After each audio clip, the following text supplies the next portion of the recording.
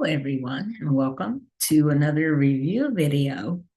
This video is a video that I've been talking about for a couple of weeks now. I finally finished the sequel to Hinds Feet on High Places.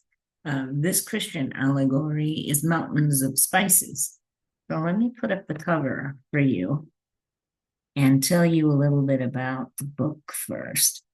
Let me do this first. So, Mountains of Spices is the sequel to Hinds Feet on High Places. It was published originally in 1964, 9 years after Hinds Feet. You'll recall in Hinds Feet that our protagonist, who is much afraid, undertakes a journey to the high places with the shepherd. And this book, Mountains of Spices, follows the now renamed Much Afraid. She is no longer much afraid. She is Grace and Glory. And this installment of her adventures follows her into the high places, and specifically the mountains of those high places. In this allegory, there's a direct connection between each of the 9 fruits of the Spirit that are mentioned in Galatians chapter 5: love, joy, peace, patience or long suffering, kindness, goodness, meekness, humility, gentleness, and self-control. And it draws parallels between each of those and the spices mentioned in Song of Solomon. And so there's some very interesting parallels in this book to spiritual growth, as what the author does is connects each of the spices to a Christian virtue that the characters are developing, not just Grace and Glory, but other people in the valley. We re-meet up with people that are important to her. So we meet again with dismal forebodings. We meet up with gloomy and spiteful. We also meet craven fear again. We meet Mrs. Valiant. She plays a role in this book, the beloved Mrs. Valiant, as well as some other characters that we saw and some characters that we didn't meet. But this book focuses more tightly on the theological and sort of philosophical elements of the Christian life and how fellowship with the shepherd can help us to make sense of those events and to better interpret them in light of his plan, especially when things don't make sense to us. She offers a couple of really interesting pieces of commentary in here on a couple of different scriptures about the value of repentance and forgiveness and what that means and how it's accomplished. I didn't find this book overall quite as engaging as Hinds Feet, but still valuable, definitely. And there were some scenes in this book that I would reread again just for the character integration itself.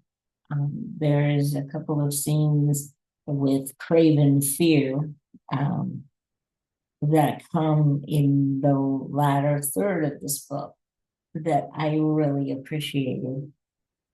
And there's quite a bit of nuance that takes place in terms of personal choice and what the Lord will allow to make you his. So I think that's the central point of this book. If you're struggling a bit with why would God allow some of the things that you're going through, whether it could be loss or whether it could be um, suffering of some sort, or if you're just going through confusion, if you read carefully enough in this book, the the vignettes that are produced um, will give you a sense of why you might be going through that. And I can see reading this book multiple times that you might, somebody who's reading it might resonate with one part during one reading and another part at a future time later. It's just that kind of book. But that's about, and like I said, that's how this is arranged. There's also an indication that these are not the only peaks, that there are more adventures to be had in the spirit. It's more than just where Hinds Feet focused on giving yourself to the shepherd and surrendering to him and his service. This is about growing the virtue and the character that you need to be useful in the shepherd service, and then to go forth and transmit that message and be that reflection of Christ to the hurting people around you. It's a very interesting book and definitely worth a read, especially if you enjoyed Hinds Feet on High Places. It's not totally necessary to read Hinds Feet first, as it does give you some indication throughout parts of the book what has happened previously to I'm Much Afraid, but it would definitely help you with context. So that would be my recommendation. If possible, read it. Read Hinds Feet first, but if you haven't, a good summary would do you enough service for this, and pay attention to the transformations that the characters undergo as they transmit this. And overall, those are my thoughts on Hannah Hurnard's Mountains of Spices from 1964 originally.